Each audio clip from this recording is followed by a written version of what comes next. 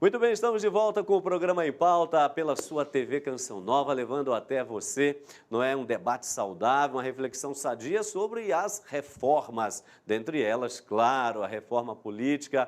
Estamos aí em meio a um pleito eleitoral, candidaturas a 1000 por hora, não é? Propostas, desafios, as pessoas estão tendo critério para escolher a sua representação, o seu representante, quer seja em nível estadual, federal, não é?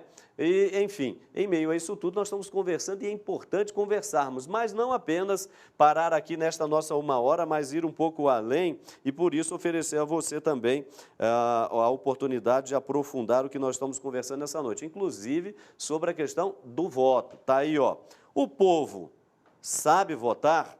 Uma visão antropológica. Não é, a princípio, uma pergunta, mas aqui uma colocação, né? O povo sabe votar. Olha aí, ó, o povo sabe votar? Não sei, pode ser uma pergunta. E será que o povo sabe votar mesmo? Será que o voto devia ser facultativo, quando hoje ainda é obrigatório, dentro dessa nossa recente democracia? Daqui a pouquinho eu perguntar isso aí ao doutor que está aqui conosco.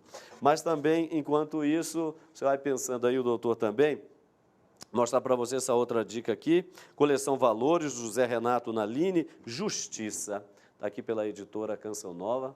A você, justiça. O que é a justiça, não é? Essa arte de dar ao outro aquilo que lhe é direito, não é? E o outro precisa ser contemplado dos seus direitos, inclusive. E tem aqui também o livro do Frei Antônio Moser, Teologia Moral, a busca dos fundamentos e princípios para uma vida feliz, é o que todo mundo quer, não é?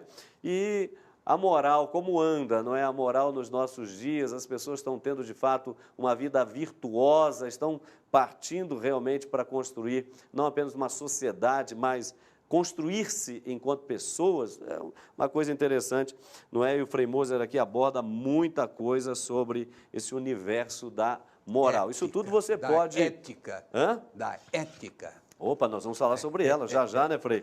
Então, isso tudo você pode adquirir através das editoras Vozes, claro, também da editora Canção Nova, ou ainda acessando o nosso endereço eletrônico, loja.cançãonova.com, ou ligando para a gente, 0 operadora 12 3186 2600, aqui em São Paulo, na capital paulista, ali na Rua São Bento, número 43, no centro da cidade, você tem uma loja Canção Nova. E também lojas Vozes por aqui, pela capital paulista, ou pelo endereço eletrônico, editora Vozes, tudo junto.com.br, você tem acesso a esses produtos todos. Doutor, deixa eu, antes de seguir para outra questão, voltar nessa mesmo. O senhor tem percebido, essa pergunta é recorrente, mas o senhor tem percebido que o povo brasileiro tem crescido nas últimas eleições com relação à conscientização, ao saber votar? Por favor. Olha, com certeza, padre, uma mudança muito importante que houve, e aí a gente pode até falar que foi uma reforma, né, na política, no sistema eleitoral, foi a adoção da urna eletrônica. Diminuiu muito a quantidade de votos nulos e votos em branco, porque o eleitor antes pegava a cédula e rabiscava qualquer coisa, agora não, ele tem que digitar o número e confirmar. Então isso obrigou o eleitor, obrigou o cidadão a ir atrás de algum candidato. Se é bom ou se é ruim é outra história, mas vai atrás de alguém, porque senão ele fica preso na urna e não libera a fila para o próximo. Então, alguém ele tem que votar. Então, ainda que seja por esse motivo, que é menos nobre, houve essa mudança, está havendo uma participação maior. E eu sinto isso. E se a gente fala de reforma política, esse é o tema do nosso programa, nós podemos falar de alguns temas muito importantes. E o senhor tocou agora no problema da obrigatoriedade do voto. Esse também é um tema recorrente e no meu universo, no mundo jurídico que a gente trabalha, vira e mexe, as pessoas discutem esse tema.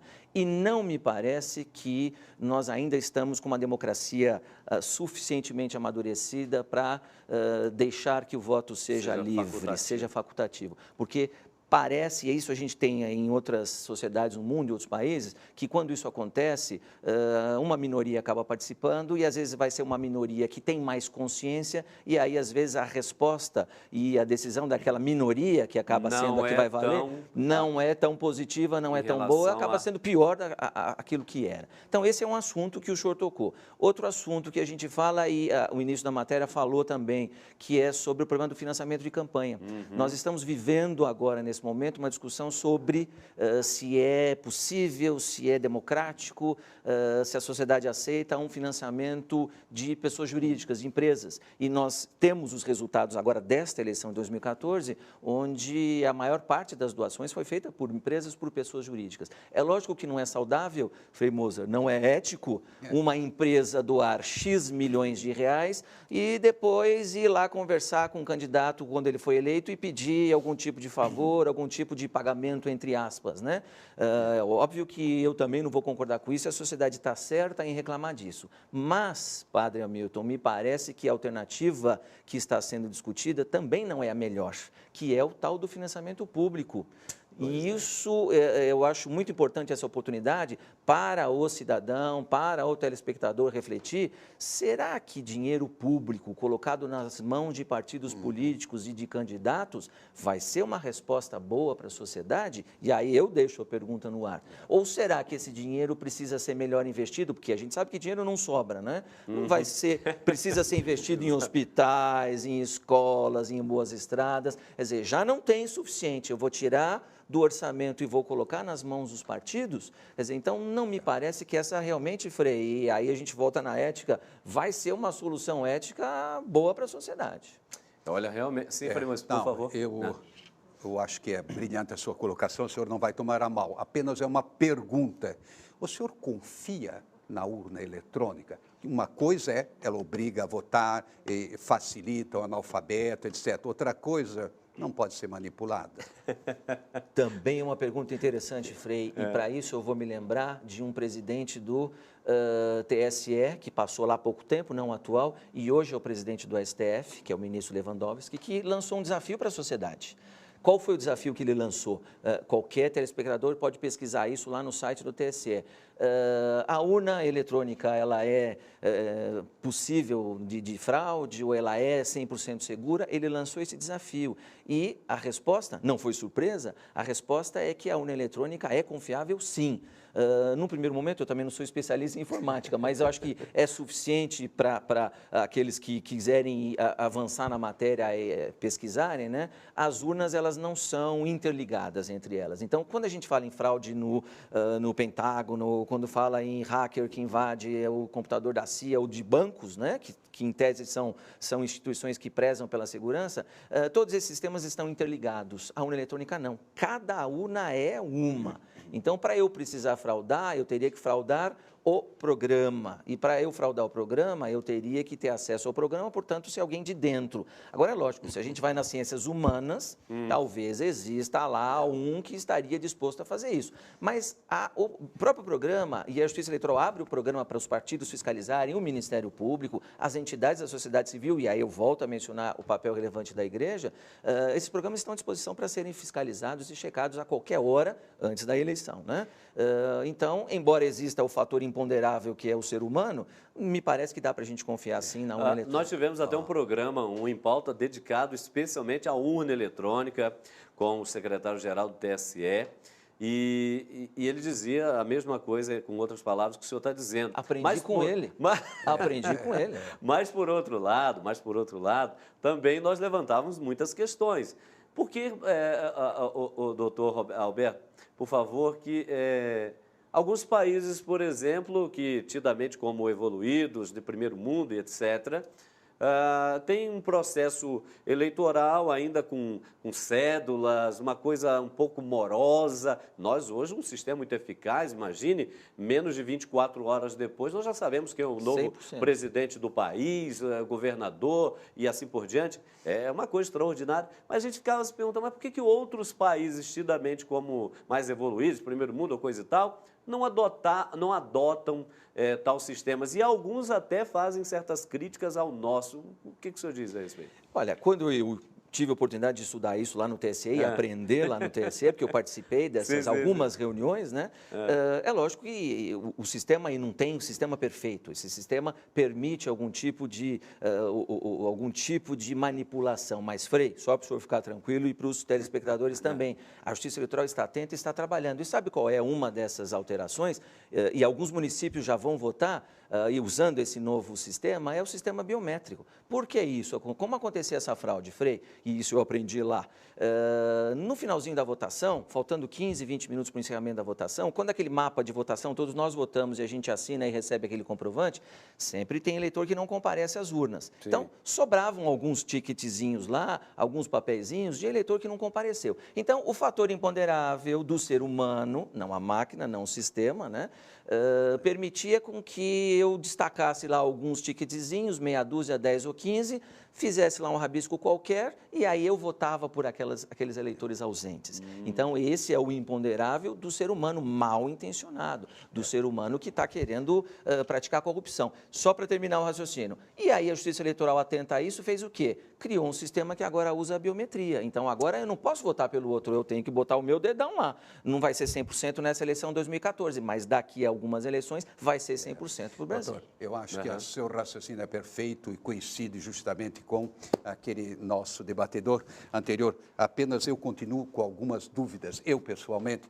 inclusive estive na Alemanha agora, eles riram na minha cara. Vocês confiam na urna eletrônica? Né? Bem assim, não é? Alemão é alemão, eles ganharam a Copa de 7-1, né? Então, já viu. Agora, o que eu queria dizer é o seguinte: por que não sai, junto com o comprovante do voto, o meu voto que eu deposito numa urna lacrada, que depois vai ser conferida? Bate os números, perfeito.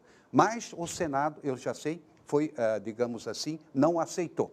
Mas o mais certo seria isso, eu acho. Não, a urna eletrônica, ótimo, só que eu boto o meu voto lá numa outra urna que vai ser conferida depois. Aí pronto, seria uma beleza. É uma possibilidade, né, doutor? Pois é. Posso acrescentar? Ia ser mais moral. Pode. Sim, por favor. Então, em algum momento, isso fez parte da nossa legislação recente, e aí a ideia era, votou na urna eletrônica, então tem todas as facilidades, comodidades, o meu voto vai ser impresso e vai ser colocado num saquinho plástico lá. Não, numa outra urna. Uma outra urna, mas vai ficar guardado, é sigilo. Só seria usado se houvesse dúvidas na hora do resultado. E, infelizmente, essa proposta não foi aceita.